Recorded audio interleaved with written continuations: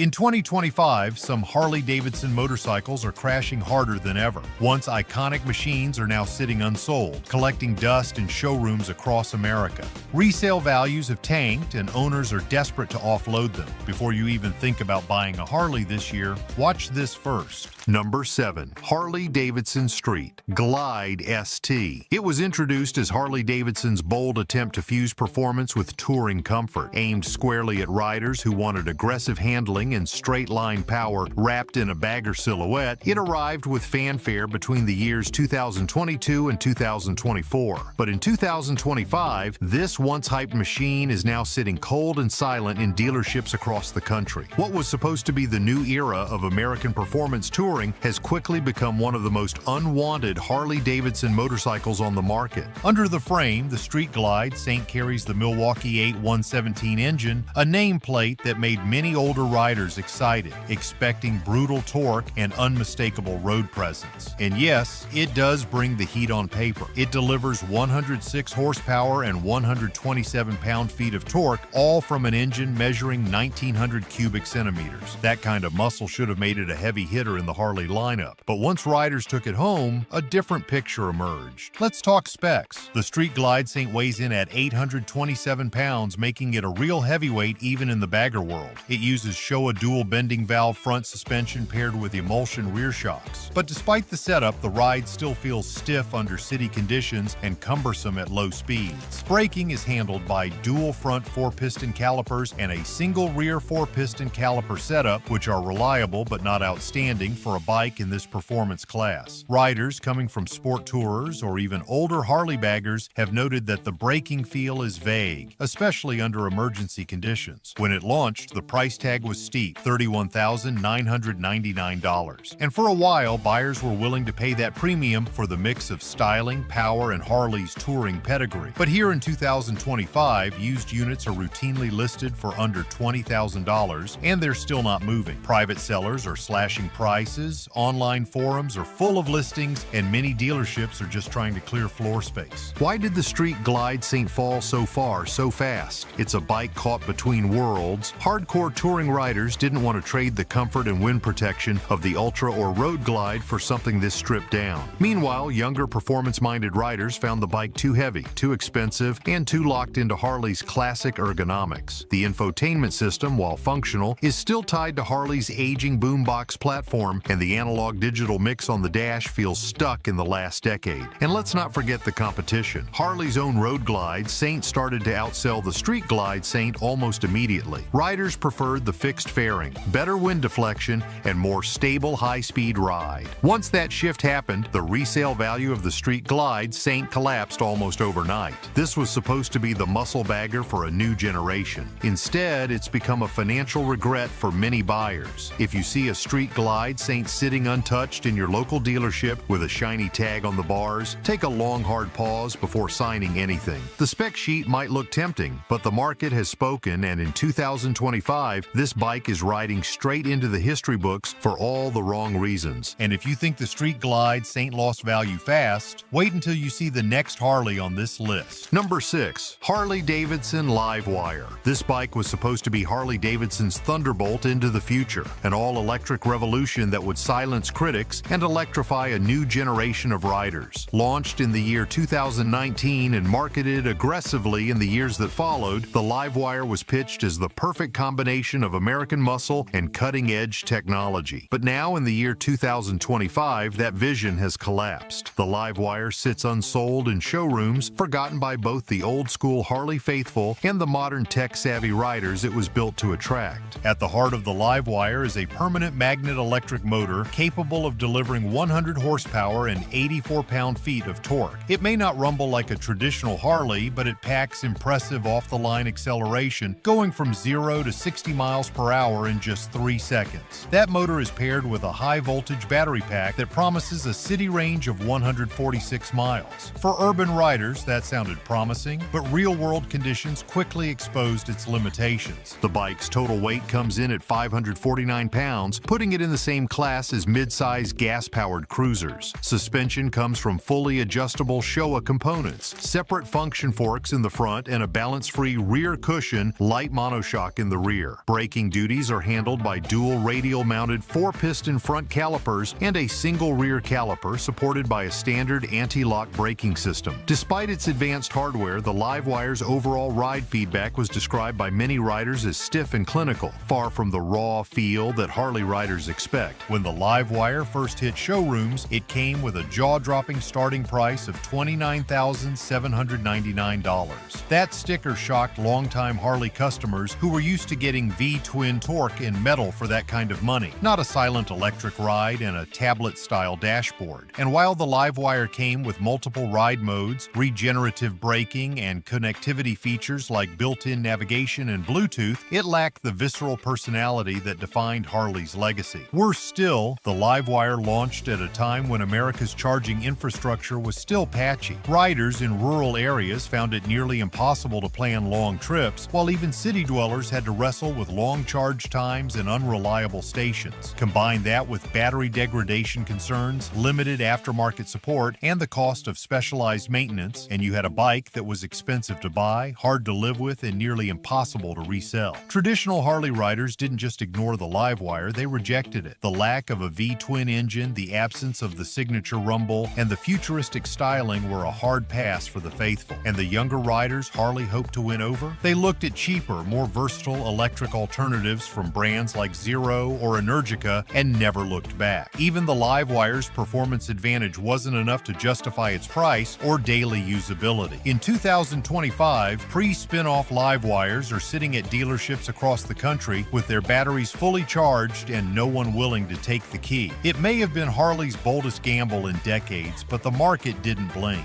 What was meant to be the brand's future now looks like a detour nobody wants to revisit. And if you thought Harley's electric dream fell flat, wait until you see the next bike on the list, an old-school icon that's now gathering dust in every corner of the country. Number 5. Harley-Davidson 48. With its slammed stance, peanut fuel tank, and blacked-out components, it looked like a custom straight from a garage build show. But in 2025, this iconic bobber has turned into a bike most riders are actively avoiding. What was once celebrated for its stripped-down attitude is now struggling to stay relevant on showroom floors and resale markets alike. At the core of the 48 is an air-cooled V-twin engine measuring 1,202 cubic centimeters. It produces 60 horsepower and 73 pound-feet of torque, which sounds decent on paper for a bike in its category. But that output comes wrapped in a package that no longer keeps up with modern riding demands, especially with younger or more experienced riders looking for a blend of performance and tech. Let's take a deeper look at the specs. The 48 tips the scales at 552 pounds, giving it a decent power-to-weight ratio for bar hopping and short city rides. It rides on a 49mm front fork with cartridge damping, and the rear uses coil-over adjustable shocks. Braking comes courtesy of a single front disc and a single rear disc with optional anti-lock braking system, though it lacks the kind of precision riders expect today. Suspension travel is short and unforgiving, especially over rough pavement, and longer rides become punishing quickly. This isn't a bike built for distance or daily comfort, it's a weekend toy with a very narrow sweet spot. Then there's the fuel tank. That famous peanut-shaped tank only holds 2.1 gallons of gas. On a good day, you might squeeze out 90 miles before hunting for a gas station. And in 2025, with fuel prices climbing and riders looking to stretch their dollar, the 48's tiny range is a deal breaker. Riders are demanding more practicality without sacrificing style, and this bike just doesn't deliver. The 48's dashboard is another weak point. The bike comes with a basic analog speedometer, no fuel gauge, and no ride modes. Forget traction control or digital displays, none of that tech ever made it to the 48. In a market where even budget cruisers offer connectivity and safety features, this lack of modern equipment makes the bike feel outdated right out of the crate. The price when new hovered around $11,000 depending on dealer setup, but now in 2025, resale values have taken a nosedive. Even tastefully modified units with low mileage are being listed for under $5,000, and they're still not moving. Owners who bought into the hype just a few years ago are now facing steep depreciation and limited interest on the used market. The riding position is another hit or miss issue. The forward controls, combined with the low seat height of 28 inches, create a stretched out posture feature that looks aggressive but puts real strain on your back and hips during longer rides. For taller riders, the ergonomics can feel downright cramped, and while it may photograph well in a dealership window, the reality of riding a 48 day-to-day is far less romantic.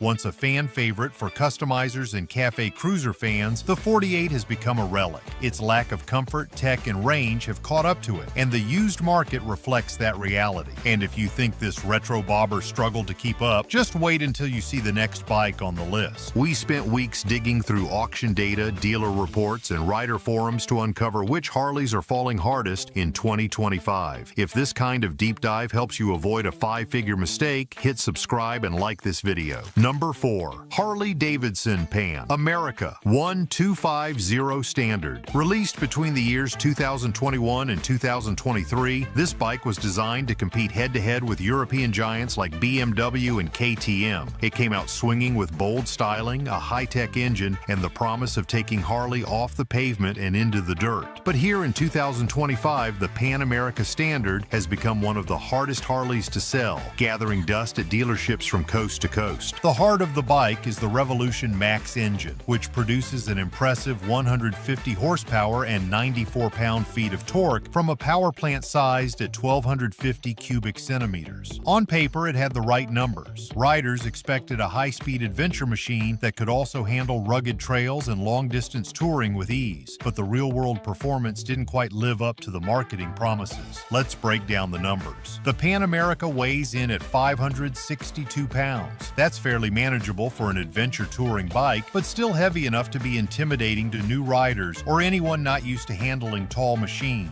Suspension duties are handled by a semi-active front and rear setup using Showa components, giving it electronically adjustable preload and damping. The brakes consist of dual front 4-piston monoblock calipers and a single-piston floating rear caliper, providing solid, reliable stopping power. The bike comes with a 6.5-inch touchscreen display, multiple ride modes, and cornering-enhanced traction control, but many riders found the electronics to be clunky and less intuitive than rival systems from the competition. At launch, the starting price of the Pan America Standard was $17,319. Harley-Davidson poured serious money into marketing this bike, hoping to attract a new generation of adventure riders, but the gamble didn't pay off. By 2025, the used market is flooded with Pan Americas, and even newer low-mileage models are struggling to sell. Riders are walking past them in showrooms, opting instead for proven adventure platforms like the BMW GS Series or the KTM Adventure lineup. So why did the Pan America miss the mark? The answer lies in identity. Harley-Davidson has always been about low-end torque-thumping V-twins and chrome-heavy cruisers that own the pavement. The Pan America, with its tall stance, modern lines, and quiet Revolution Max engine, felt like a completely different brand.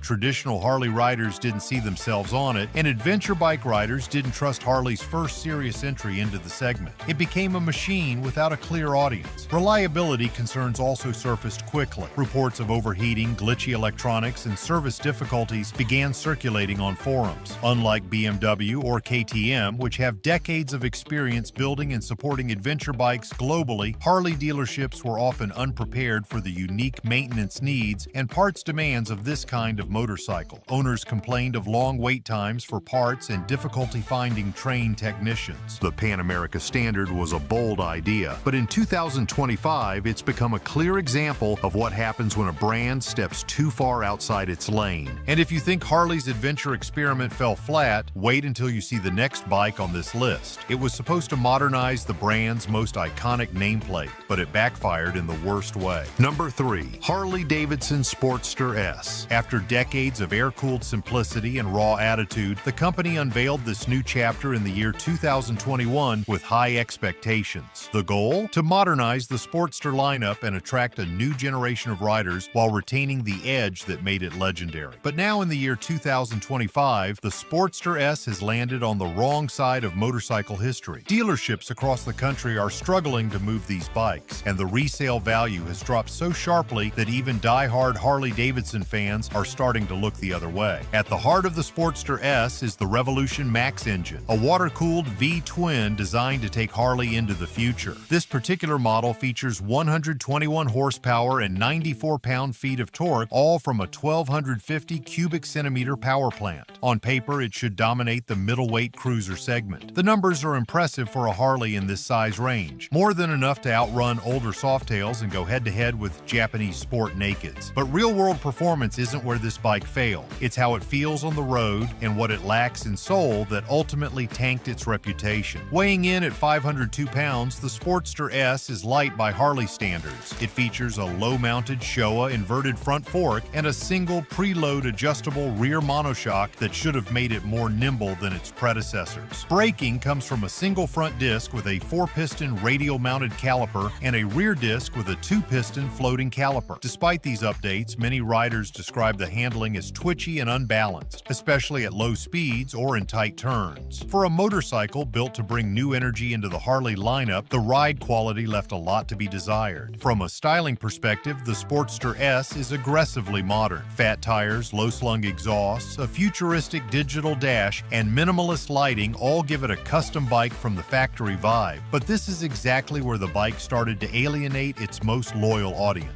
For traditional Harley fans, the styling was too far removed from the classic American cruiser look. The peanut tank, the chrome glint, the analog gauges, gone. What replaced them was a bike that looked more like something from a European concept studio than Milwaukee's own factory floor. When it launched, the Sportster S came with a manufacturer's suggested retail price of $14,999, and for a while, riders were intrigued, but by the year 2025, resale prices are frequently dropping below $10,000, even for low-mileage units in pristine condition. The used market is flooded, and forums are filled with owners venting frustrations about depreciation and poor trade-in offers. For a company known for building bikes that are supposed to roar, shake, and rattle with attitude, the Sportster S just doesn't hit the same way. It has the numbers. It has the tech. But what it lacks is the heartbeat that riders crave. And if you think that's bad, wait until you see the next Harley on this list. A motorcycle that tried to rewrite tradition and lost everything in the process. Number 2. Harley-Davidson Street Rod 750. This bike was Harley-Davidson's attempt to spice up its entry-level street platform with an aggressive design and sportier performance. Released between the years 2018 and 2022, this bike promised more lean angle, improved acceleration, and a bolder look aimed at urban riders. On paper, it seemed like a promising fusion of American muscle and nimble city handling, but here in 2025, this bike has become one of the most overlooked and unwanted Harley-Davidson models on the used market. At its core, the Street Rod 750 is powered by a liquid-cooled 4-stroke V-twin engine that produces 70 horsepower and 47 pound-feet of torque. The engine is sized at 749 cubic centimeters, which puts it firmly in the middleweight category. For a bike with such a compact frame, those figures should have made it punchy and quick. And while it delivered solid mid-range power, the execution failed to win over riders who expected the full Harley-Davidson experience. Let's go over the hard specs. The Street Rod 750 weighs in at 516 pounds. The suspension includes 43mm inverted forks up front and dual piggyback shocks in the rear, intended to give it sharper handling than its more relaxed Street 750 sibling. The brakes consist of dual piston calipers front and rear with dual discs up front, which are adequate for urban stops but far from exceptional. The seat height sits at an unusually tall 29.8 inches, which made it a poor fit for shorter riders or those transitioning from lower cruisers. When it launched, the price hovered around $8,699. That was supposed to make it a stepping stone for younger riders entering the Harley brand. But the styling was polarizing. The flat bars, tall seat, and compact cockpit made it feel cramped and awkward for larger riders, while the bulky tail section and small gas tank turned off fans of traditional cruiser styling. In short, the Street Rod was caught in no man's land. Not sporty enough for the performance crowd and not classic enough for Harley's traditional base. By 2025, the resale market has completely collapsed. Listings for clean, low-mileage street rods can be found for under $4,000, and even at that price, buyers are walking away. Online forums are flooded with sellers unable to move their bikes, and parts support has become spotty since the model was officially discontinued by Harley-Davidson. Many dealerships have removed the model from their showroom language altogether, quietly scrapping or offloading remaining inventory through secondary channels. Another big issue has been the lack of aftermarket support. While other Harley-Davidson bikes have an endless supply of customization options, the Street Rod's unique frame and proportions mean there's little you can do to truly personalize the ride. That left many owners stuck with a bike that looked and felt generic and not in a good way. The Street Rod 750 may have been built with good intentions, but it misfired on all fronts. Poor ergonomics, limited rider appeal, and rapid depreciation have sealed its fate. Riders looking for a nimble city bike now have far better options, both within and outside the Harley lineup. And for those who bought in hoping it would become a collectible or sleeper hit, well, that dream has long since faded. And if you think the Street Rod was a disappointment, wait until you see the final Harley on this list. Number 1. Harley-Davidson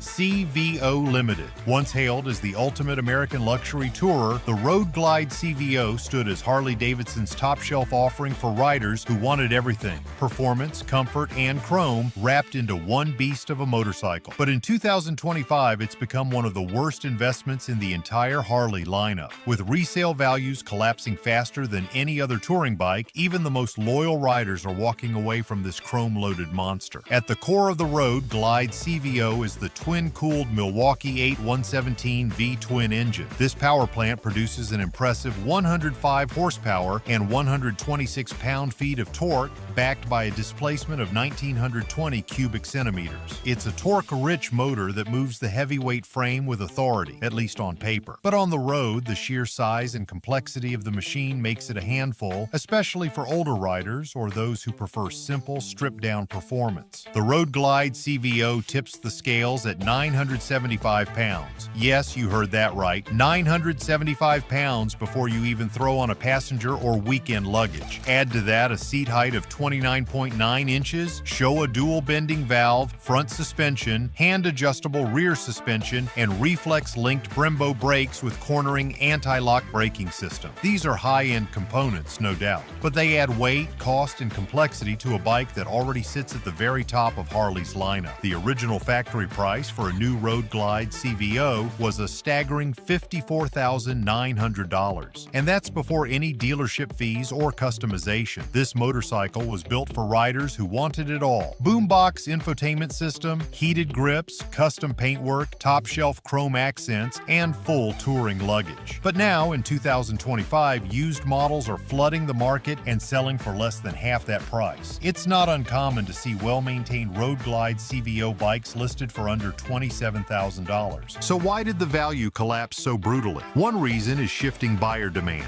The new generation of Harley riders are gravitating toward leaner, meaner machines like the Street Glide Special or custom lowrider builds. These bikes offer better performance-to-weight ratios, easier customization, and far less maintenance hassle. Riders no longer want to haul nearly 1,000 pounds of touring steel just to get infotainment and chrome. They want to feel connected to the machine, not buried under it. Maintenance and service costs have also played a major role in dragging down resale. The Road Glide CVO is packed with electronics, sensors, and rider aids which sound great until something breaks. Many Harley-Davidson dealerships charge premium rates for diagnostics and repairs, and independent shops often refuse to work on these tech-heavy touring bikes. Owners report issues ranging from faulty infotainment systems to heat management failures, and repair bills can run into the thousands of dollars with just a few trips to the shop. These bikes didn't just lose value, they lost the trust of the riders who bought them. If you've owned one, or almost did, drop a comment below. And if this video saved you from making a costly mistake, hit like and subscribe. We've got more hard truths coming.